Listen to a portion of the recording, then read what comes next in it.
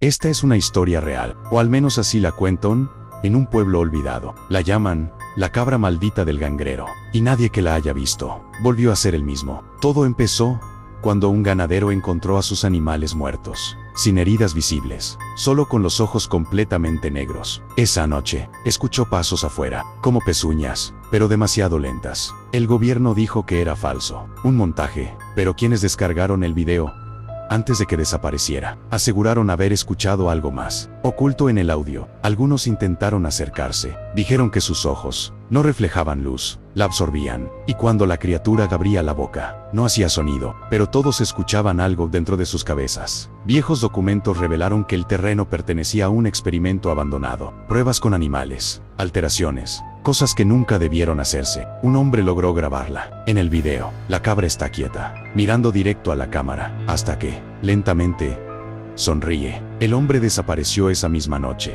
y desde entonces, la cabra ya no se esconde, porque ahora, sabe dónde vives.